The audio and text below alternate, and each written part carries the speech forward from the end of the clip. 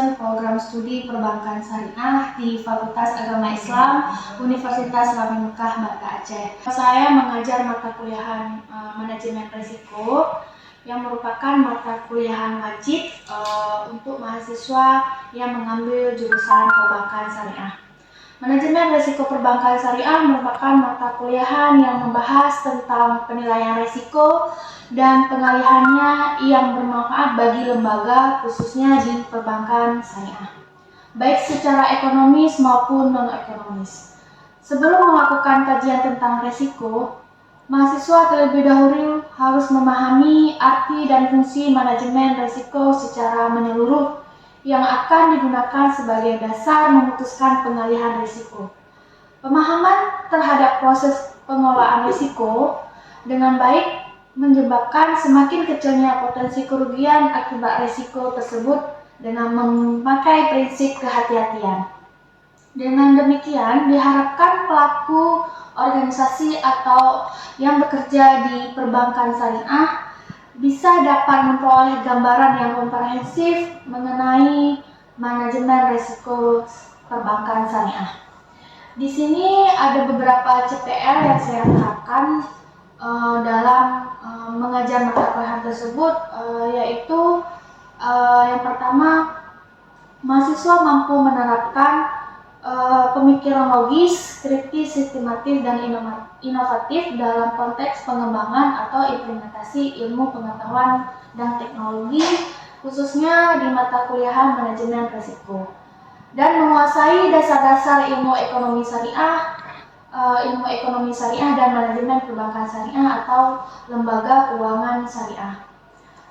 Metode pembelajaran yang saya pakai dalam mengajar mata kuliah tersebut yaitu dengan metode cooperative learning, di mana saya mengajak mahasiswa membagi ide atau sharing mengenai kasus-kasus yang terjadi di lembaga keuangan syariah dan membentuk kelompok-kelompok kecil yang nantinya mereka mempresentasikan ke depan dengan wawasan yang mereka punya dan membahas diskusi tersebut secara bersamaan. Di sini dibahas tentang konsep dasar risiko. Yang pertama kali kita harus mengetahui dasar-dasar risiko dan tujuan fungsi dari manajemen risiko agar nantinya kita bisa mengidentifikasikan risiko-risiko yang bakal terjadi di lembaga keuangan syariah.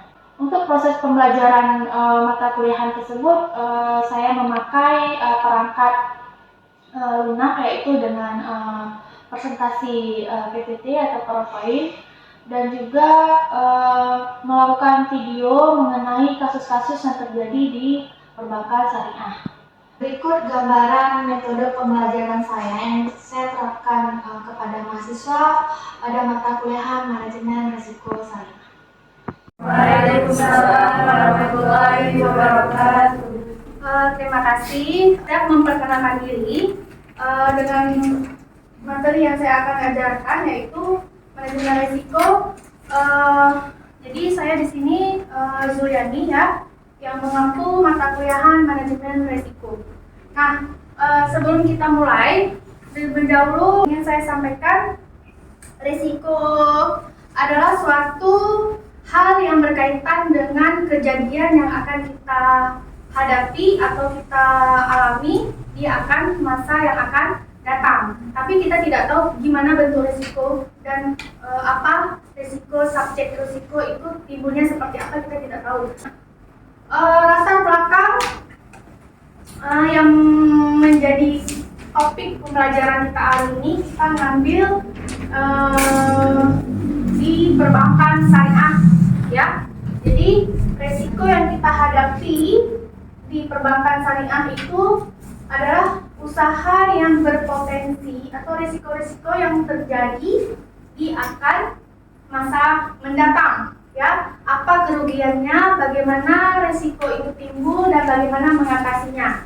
Nah, di sini kalian bisa melihat bagaimana risiko itu dikelola ya, dari sini. Jadi risiko itu dikelola itu harus tepat agar dapat memberikan manfaat kepada bank itu sendiri ya.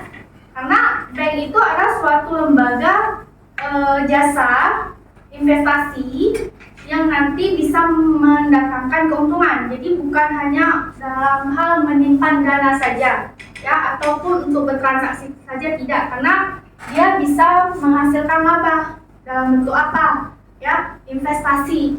Nah, jadi tuntutan pengelolaan risiko itu ini ada standarnya, ada SOP-nya, ya. SOP-nya apa? Nih, internasional oleh Bank for International Settlement atau BLS, itu ada fase 1 dan fase 2 di perbankan Indonesia. Nah, di syariah juga ada, ya. Di sini kalian sudah paham, Pak? Nih. Jadi dia ada SOP-nya dalam menangani risiko yang akan terjadi di perbankan syariah. Karena kita belajar manajemen risiko, dan kita harus tahu risiko-risiko apa nanti yang akan timbul di perbankan syariah. Yang pertama, risiko itu apa? Suatu kejadian atau peristiwa yang akan terjadi, ya, yang tidak diinginkan oleh semua orang, itu bisa menimbulkan kerugian, tapi bisa diantisipasi. Bagaimana antisipasinya? Nah, itu nanti ada pengelompokan risiko. Ini risiko ada 2 kelompok. Itu resiko kita bedain risiko yang besarnya dulu, ya. Karena kalau untuk jenis-jenis risiko itu banyak sekali, ya. Ada risiko murni, ada risiko tidak murni, ya. Nah, ini risiko yang sistematis atau systematic risk. Risiko yang diakibatkan adanya kondisi-kondisi atau situasi tertentu yang bersifat makro. Ini makro ini bersifat besar, ya. Nah, dan tidak sistematis, unsystematic risk. Kenapa dibilang tidak sistematis? Karena risiko itu kan berbeda-beda bentuknya, ya. Bisa risiko karena human error, karena kelalaian manusia itu sendiri, atau karena kejadian yang tidak disengaja. Jadi yang sering kali terjadi itu di risiko kredit, ya. Terus ada namanya risiko operasional, yang kedua, dan risiko kepatuhan. Yang lainnya bukan tidak beresiko, cuma kalau di dunia perbankan sering terjadi namanya risiko kredit macet, ya, pembayaran macet. Nah, itu disebabkan oleh apa? Apakah karena nasabahnya tidak jujur, ya, sudah jalan pembayaran, tapi nanti di beberapa bulan kemudian sudah macet. Itu akibatnya kenapa? Ini nanti ada kepatuhan, ya, ataupun nanti resiko operasional, kayak kejadian kemarin, gagal jaringan, kita tidak bisa bertransaksi, ya, operasionalnya mungkin mengalami kerusakan, ya. Yang lain-lain ada likuiditas. Nah, likuiditas ini ada kewajiban, ya, kewajiban kita yang harus dibayarkan.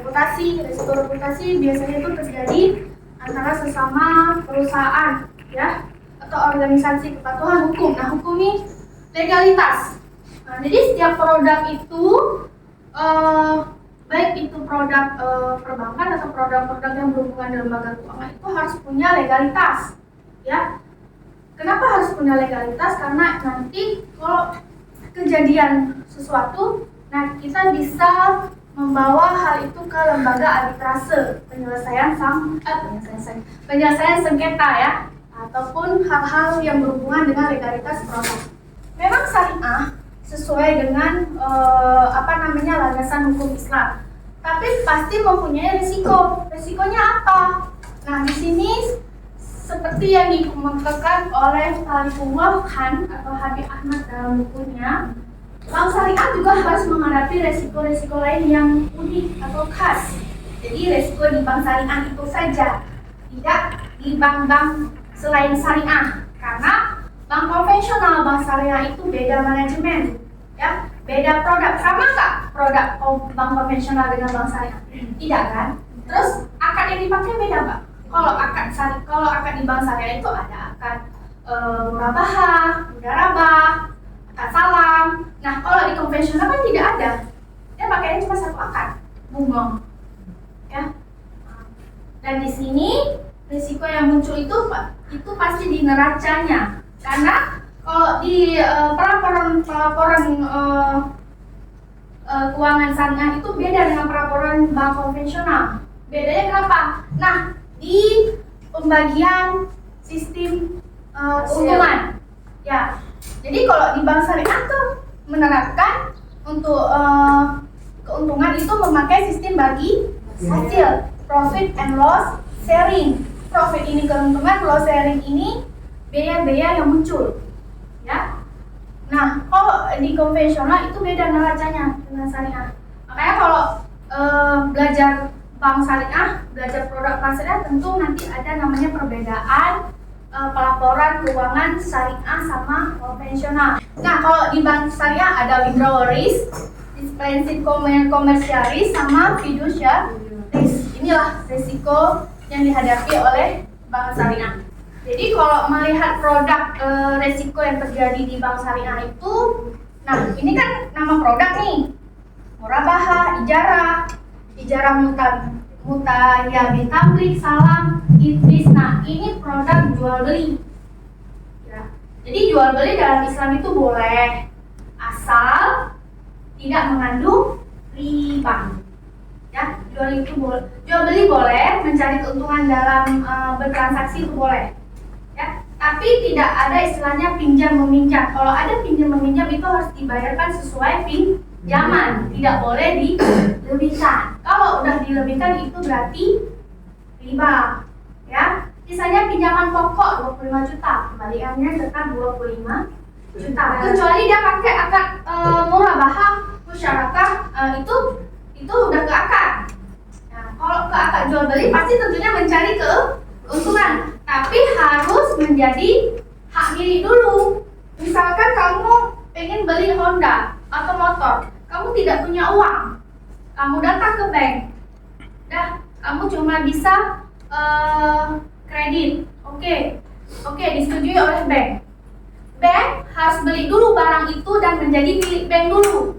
Dia beli dulu di supplier, kalau memakai akad murabahah ya, beli dulu di supplier, dia beli katakanlah motor 25 juta, udah dibeli sama bank, sudah menjadi hak bank, bank baru menjual ke nasabah, ya, menjualnya 26 juta atau 30 juta. Kenapa? Karena kan dia kan harus mencari keuntungan, dia menjual lagi ke nasabah, ya. Nah, disitulah keuntungan dibilang bagi hasil atau profit on the sharing. Nah, itu hukumnya sah. Kontrak kerjasama, ya, modal usaha. Nah, ini kalau musyarakah mudharabah itu kontrak akad kerjasama usaha. Nah, kalau murabahah, ijarah, mutayabin tamlik, salam, istilah itu akad jual beli. Nah, jadi jangan terbalik ya. Kalau murabahah, ijarah, mutayabin tamlik, salam, istilah itu akad jual beli. Nah, kalau mudharabah dan musyarakah itu akad modal usaha. Yang sering kali dipakai itu murabahah, beli barang. Nah, habis itu bayarnya kredit. Nah, musyarakah misalnya kita modal usaha. Misalnya kita mau buka bengkel, mau buka shop, mau buka toko kue. Nah, pakai akad ini. Bukan akad ini. Jangan terbalik ya. Makanya kalau di perbankan syariah itu nama akad itu berbeda-beda dari kebutuhan yang diperlukan nasabah. Ya. Kalau di konvensional paling akad apa? Paling produknya cuma produk pendanaan, pembiayaan, kredit sama pendanaan 2 dan jasa 3. Ya sama juga kayak syariah, tapi syariah lebih terperinci. Nah, resikonya juga beda-beda ini. Ya, resikonya berbeda-beda menurut akad yang kita pakai. Ya, dilihat sebenarnya dari kondisi nasabah. Jadi nasabah itu bukan tidak ada resiko, ada. Jadi sebelum nasabah datang ke bank, orang bank mengecek dulu riwayat nasabah dari BI checking. Minta KTP, ada nama, tanggal lahir, dan dicek itu di BI checkingnya. Apakah si nasabah ini punya riwayat kredit? Apakah nasabah ini punya riwayat utang atau apa-apa, itu dicek. Jadi data kita itu sudah direkam. Nah itu, karena risiko itu timbul bukan dari sistemnya, juga bisa timbul dari kesalahan manusia, penurunan investasi. Ya, jadi kalau misalnya sudah terjadi risiko dalam bidang keuangan syariah, tentunya keuntungan yang didapatkan juga tidak stabil ya, turun ya. Katakanlah di investasi saham ya, dividennya berkurang karena ada resiko di saham. Nah, itu dividen didapatkan juga berkurang. Karena kayak kemarin BSI mengalami gegala-gegala sistem jaringan. Nasabah menjadi menurun kepercayaannya terhadap BSI kan. Oh, BSI kok kayak gini lagi sih? Kok nggak bisa tarik uang lagi sih? Kenapa? Berarti kepercayaan kita menurun kan di BSI. Kita lebih milih ke bank lain ya, yang kecil resikonya. Kenapa? Kalau sudah terjadi resiko di bidang keuangan ya, hubungan dengan duit kan? Karena kita ini manusia sosial berekonomi ya. Jadi semua berhubungan dengan duit. Apapun dengan fasilitas yang dikembangkan oleh perusahaan juga berhubungan dengan duit. Makanya kita harus mempelajari bagaimana sih penanganannya yang lebih kondusif itu bagaimana sih agar tidak merugikan pihak orang banyak ya. Peran Dewan Pengawas Syariah untuk membuat resiko yang dihadapi oleh bank syariah itu tidak besar kejadiannya. Nah, DPS ini apa menurut kalian? Dewan Pengawas Syariah. Karena Dewan Pengawas Syariah ini cuma ada di lembaga keuangan syariah saja, tidak ada di lembaga bank konvensional. Di BNI itu tidak ada, khusus hanya di lembaga keuangan syariah saja. Itu mengawasi seluruh kegiatan kinerja bank-bank syariah yang ada di Indonesia. Ya, khusus bank syariah saja. Pembayaran perbankan di ATM ataupun mobile banking yang sampai sekarang atau hingga kini informasi belum sepenuhnya recover ya. Dia juga mengatakan saat ini BSI sedang melakukan proses normalisasi dan fokus untuk menjaga dana dari nasabah. Oke, Direktur Utama BSI Heri Gunadi mengatakan pihaknya sedang berkoordinasi dengan regulator dan juga pemerintah terkait soal ini. Dia menyebutkan saat ini diperlukan bukti lebih lanjut melalui audit dan juga digital forensik untuk normalisasi layanan BSI. Menteri BUMN Erick Thohir sampai ikut bicara soal ini. Kita simak pernyataannya. Ini apa yang dilakukan BSI kemarin dalam transisi perbaikan sistem daripada tidak IT-nya, tapi juga ada serangan. Jadi kalau kita step dulu, tapi memang benar ya pemirsa ya, ada hacker atau BSI kena hacker. Sebelumnya perbankan atau layanan perbankan BSI error sejak hari Senin. Saat itu BSI berdalih kejadian karena BSI melakukan pembedahan sistem sehingga layanan perbankan tidak bisa diakses. Lalu di Selasa 9 Mei nasabah BSI bisa melakukan transaksi di jaringan cabang dan ATM BSI secara bertahap, tapi di Rabunya layanan cabang banking dan ATM BSI tidak bisa diakses kembali karena BSI monitoring dan normalisasi transaksi sedang berlangsung juga. Yang sabotase, hacker, ya bisa jadi hacker. Nah tadi kan juga bisa jadi itu karena hacker yang melumpuhkan semua jaringan sistem BSI. Nah itu semacam sabotase dari pihak luar, ya pihak luar itu mencuri jaringan, ada kan? Mencuri jaringan. Kalau kalian paham apa namanya tentang dunia software, nah itu ada namanya curi jaringan. Jadi kalau udah dicuri sama hacker tuh, ini sistem itu bisa jatuh. Nah semua perangkat lunak itu bisa ter-blacklist. Ya, jadi data-datanya itu bisa dicuri. Data-data nasabah bisa dicuri. Nah, itulah bahayanya. Tugasnya kemarin kan saya sudah buat suruh buat nakalah ya. Kita pakai sistem comparative learning. Jadi saya menunjuk mahasiswa untuk berdiskusi dari kasus yang terjadi kemarin ya, baru aja kan, belum lama. Sebulan ya? Sebulan yang lalu ya? Jadi ini saya panggil ke depan. Assalamualaikum warahmatullahi wabarakatuh. Waalaikumsalam warahmatullahi wabarakatuh. Baik, nama saya Muhammad Irfan Pratama. Saya di sini ingin menjelaskan tentang pengaruh gagal sistem jaringan pada bank syariah. Nasabah menjadi salah satu prioritas utama oleh pihak bank. Yaitu misalnya pada sekarang ini itu industri perbankan itu berlomba-lomba untuk meningkatkan pelayanan dan sarana kepada nasabah-nasabah agar banyaknya nasabah itu tertarik kepada minat dalam perbankan syariah. Jadi pihak perbankan syariah ini mengharapkan tuh loyalitas pada nasabah agar nasabah itu tidak merasa dalam hal suatu kerugian dalam nasabah itu untuk menabung dalam perbankan syariah ini. Ini saya akan membahas tentang rumusan masalah. Yang pertama, apa itu kualitas pelayanan? Yang kedua, apa itu nilai nasabah? Yang ketiga, apa itu kepuasan nasabah? Tujuannya untuk mengetahui kualitas pelayanan. Yang kedua, untuk mengetahui apa itu nilai nasabah. Yang ketiga, untuk mengetahui apa itu kepuasan nasabah. Kualitas pelayanan dapat dimaknai sebagai sejauh mana perbedaan terhadap layanan yang diharapkan oleh nasabah atau pelanggan yang mereka terima. Hal ini baru dapat diketahui dengan membandingkan persepsi nasabah terhadap layanan yang mereka peroleh. Setidaknya ada 5 dimensi pelayanan yang wajib dipenuhi oleh perusahaan dalam melayani pelanggan, yaitu bukti langsung, kehandalan, daya tanggap, empati, dan jaminan. Oleh sebab itu, dapat dikatakan bahwa perusahaan dalam rangka memenuhi nilai nasabah harus benar-benar membuat strategi yang inovatif dan kreatif. Kepuasan nasabah menjadi fokus perhatian dari bank-bank yang beroperasi. Hal ini karena bank menyadari tentang pentingnya nasabah terhadap kemajuan bisnis mereka. Karena sebuah bank tanpa nasabah tentu akan berdampak terhadap usaha perbankan itu sendiri. Oleh karena itu, persaingan antara bank sangatlah tinggi dalam merebutkan calon nasabah baru supaya tertarik menjadi nasabah mereka. Sehingga apapun caranya, selama masih layak dilakukan, akan mereka berbuat demi pengembangan usaha.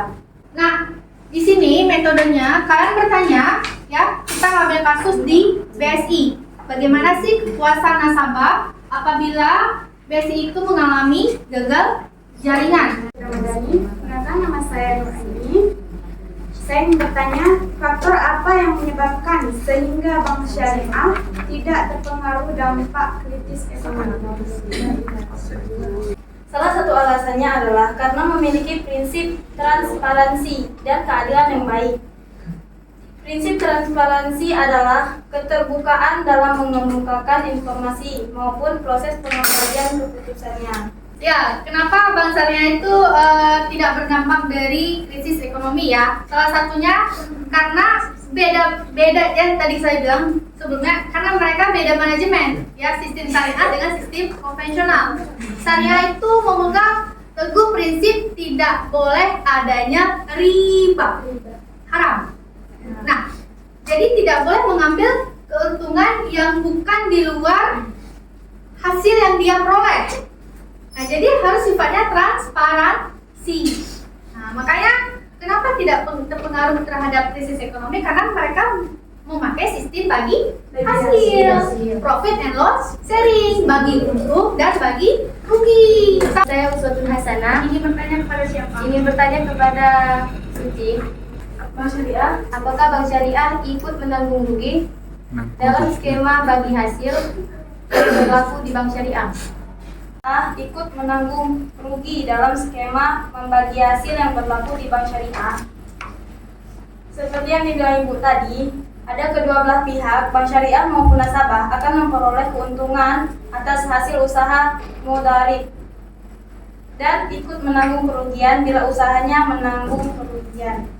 Jadi, profit loss sharing adalah bagi hasil yang dihitung dari pendapatan setelah dikurangi biaya pengelolaan dananya.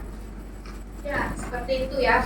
Jadi sistem bagi hasil itu, jadi tidak ada namanya kezaliman, tidak ada menindas salah satu pihak, ya. Jadi kalau pakai sistem bagi hasil, jadi hasilnya itu dihitung dulu, neraca keuangan itu dihitung semua, aset, kewajiban, utang-utang dihitung semua.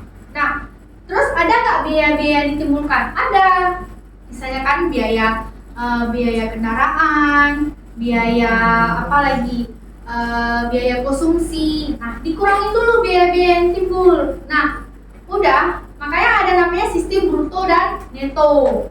Nah, jadi total semuanya itu baru total kotornya dulu. Nah, setelah dikurangi biaya-biaya, barulah netonya. Nah, netonya itu baru kita bagi hasil, berapakah si sahibul mal, berapakah si mudarib. Siapa yang pemodal sini siapa? Kalau tentunya pemodal dia yang memberikan modal 100%, tentunya keuntungannya juga besar. Nah, si pengelola hanya mengelolanya saja. Saya akan bertanya pada Evan, apakah ketika bank itu error dan nasabah kehilangan uang, apakah pihak bank itu bertanggung jawab terhadap kehilangannya uang? Ketika nasabah kehilangan saldo saat atau BSI tidak error, apakah pihak bank itu bisa bertanggung jawab? Barusan aja saya jelasin. Jelasin lagi Bu. Ya jelasin aja. Menurut kamu gimana sih pengalamannya? Kan menurut saya pribadi kan seharusnya pihak bank itu pada ibu seharusnya mengganti apa yang seharusnya itu kan punya pihak nasabah ke dalam apa amanahnya ke pihak bank seperti itu. Takutkan seperti itu. Nanti nasabah datang, ini kayak mana caranya? Nah kita harus gesit menjelaskan, harus lancar. Nah nanti kalian itu walaupun udah dilepas sama pembimbing OJT, ya dosen atau siapa yang menyerahkan kalian ke bank, yang nanti bukan seenaknya aja kalian kerja di situ ataupun duduk-duduk, enggak. Orang bank yang menilai kalian. Nah, saya bilang, orang bank nanti yang menilai. Nanti ada quotes-nya. Apakah quotes-nya itu dibilang officer, teller, ataupun CS. Nah, nanti seminggu sekali atau berapa minggu dalam hari itu dosen akan datang melihat kalian, menanyakan kepada orang bank gimana sih si mahasiswa ini bisa nggak dia. Nah, itu. Dan dibuatlah pelaporan dari kalian masing-masing. Misalnya kalian minggu ini di teller, minggu ini di CS, minggu ini di officer. Nah, buat pelaporan. Itu nilai semua data. Makanya teori sama praktek itu berbeda ya. Teori kita sudah mengetahui teori-teori dasar-dasar tentang bidang kalian. Nah, pada saat kalian praktisi, nah itu dilihat itu kemampuan kalian dalam menggunakan perangkat lunak. Jangan kan nanti komputer yang kalian nggak bisa pakai, ya. Input data nasabah itu pakai komputer loh, bukan nulis lagi. Udah pakai komputer. Nanti kalian akan masuk ke ruangan berangkas uang. Segini tuh berangkasnya. Uang semua. Sortir uang jelek, uang bagus, uang recehan, yang busuk-busuk. Yang busuk-busuk itu nggak dibuang, tapi dikembalikan ke Bank Indonesia untuk didaur ulang kembali. Makanya, misalnya uang kalian sobek atau apa-apa, bawa aja ke bank buka, ya. Karena itu didaur ulang kembali. Nanti ada edisi, nanti lembarnya berapa, nanti edisi, nanti uang ini nanti dikeluarkan lagi dengan edisi yang baru. Nah itu kerjanya tuh Bank Indonesia. Jadi Bank Indonesia itu adalah bank sentral yang memantau atau memonitoring semua bank-bank yang ada di Indonesia termasuk syariah dan konvensional. Nah, jadi ini sudah selesai ya. Materi yang saya sampaikan tentang manajemen risiko terhadap pelayanan perbankan khususnya di perbankan syariah ya. Jadi selebihnya kalian bisa baca buku, bisa nonton video. Bank itu bukan tempat yang aneh lagi. Sudah tempat yang memang sudah keperluan ya ataupun kebutuhan ya. Jadi bukan kecuali kalau kita hidup di pedalaman ya. Nah, itu mereka tidak tahu bagaimana metode-metode yang sudah ada di kota ya. Oke ya. Sekian materi kita hari ini dan tugas sharing diskusi tanya jawab ya karena memakai metode cooperative learning. Kalau misalnya ada kesalahan dari saya, kita sama-sama belajar, sama-sama perbaiki ya. Oke, ini sudah jam 3 kurang ya. Saya tutup kuliah kita hari ini ya. Assalamualaikum warahmatullahi wabarakatuh.